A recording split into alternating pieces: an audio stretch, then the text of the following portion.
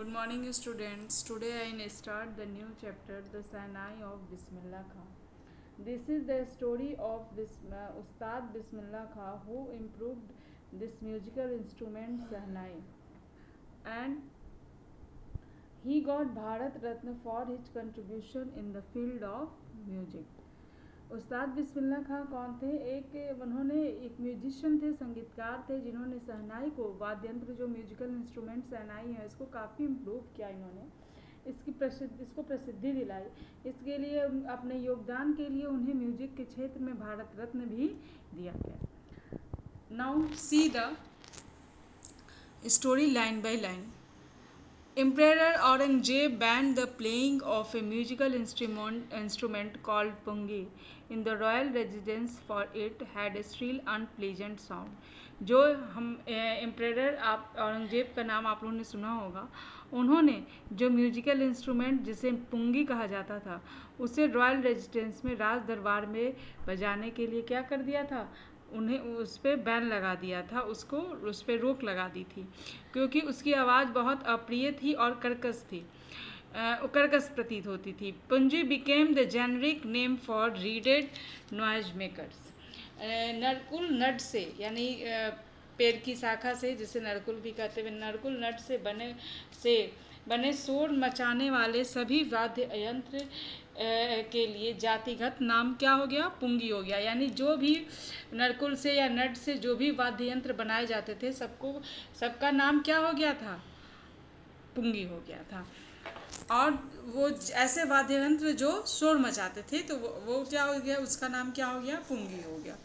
Few had thought that it would only one day be revived. कोई भी ये नहीं सोचा होगा कि एक दिन ये जो पुंगी है वो क्या हो जाएगा, फिर से पुनर्जीवित हो जाएगा।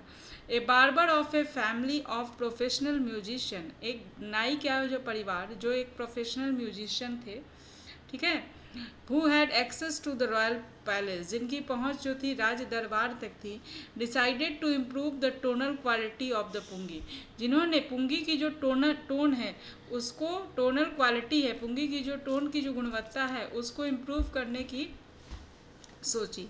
He chose a pipe with a natural hollow stem, उन्होंने एक पाइप चूज किया, पाइप को उन्होंने चुना जो कि प्राकृतिक क्या है, शाखा से बनी हुई थी, और that was longer and broader than pungi, और जो पुंगी से बड़ी थी और चौड़ी भी थी, and made 7 holes on the body of the pipe, और उस पाइप पे, उस मुरली पे उन्होंने 7 होल बना दिए थे।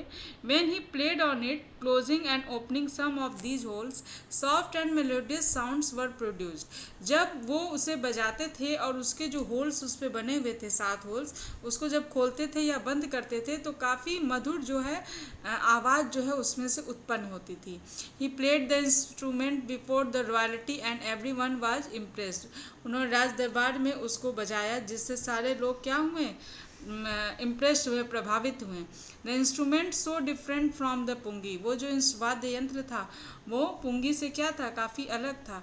Had to given by a new name, जिसे एक नया नाम दिया गया।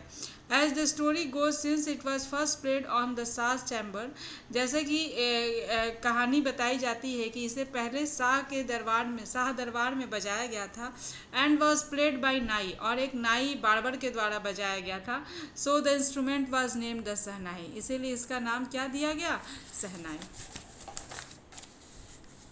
The sound of the shehnai began to be considered auspicious, जो शहनाई के जो क्या थे, शहनाई की जो आवाज़ थी वो शुभ माने जाने लगा, और and for this reason it is still played in the temples and is an indispensable component of any north Indian wedding, और इसी कारण से इसे टेम्पल में, मंदिरों में बजाया जाता था, अभी तक कुछ दिन पहले तक बजाया जाता था, और जो उत्तर भारत की जो शादियां होती थी उसमें भी अपहार्य, उसमें भी शहनाई, उसमें भी जो ये किसी भी उत्तर भारतीय विवाह का भी ये क्या था, एक महत्वपूर्ण अंग था। In the past the shehnai was part of the नौबत और ट्रेडिशनल इनसैमेबल ऑफ द 9 इंस्ट्रूमेंट, प्राचीन काल में शहनाई नौबत अर्थात राज दरबार में पाए जाने वाले 9 वाद्य यंत्रों के परंपरागत वाद्य यंत्र समूह का एक क्या थी, अंग था। यानी प्राचीन काल में राज दरबार में जो नौ या वाद्य यंत्र बजाए जाते थे उसमें शहनाई भी एक महत्वपूर्ण था। Found at royal court, still recently it was use only in temples and wedding. उसके बाद क्या हुआ, अभी कुछ समय पहले तक इसका प्रयोग केवल मंदिरों में और शादियों में होता था। The credit for bringing this instruments on to the classical stage goes to Ustad Bismillah खां। और इस शहनाई को शास्त्रीय मंच पर इस वाद्य यंत्र को लाने का श्रेय किसे दिया जाता है? उस्ताद बिस्मिल्लाह खां को। अब उस्ताद बिस्मिल्लाह खां के बारे में यहाँ बताया जा रहा है। As a 5-year-old Bismillah Khan played gilli danda near a pond in the ancient state of Dumraon in Bihar. 5 वर्ष की अवस्था में बिस्मिल्लाह खां जो है गिल्ली डंडा खेलते थे। कहाँ? एक तालाब, एक प्राचीन डुमरिया जो बिहार में गांव है, उनके प्राचीन रियासत है, उनके तालाब के निकट खेला करते थे। He would regularly go to the nearby Bihari ji temple to sing the Bhojpuri chaita at the end of which he would earn a big laddu weighing 1.25 kg, a prize given by the local Maharaj.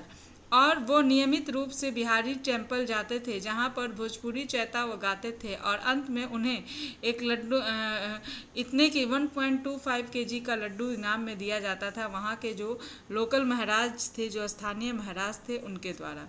This happened 80 years ago, ये 80 वर्ष पहले होता था। And the little boy has travelled far to earn the highest civilian award in India, the Bharat Ratna.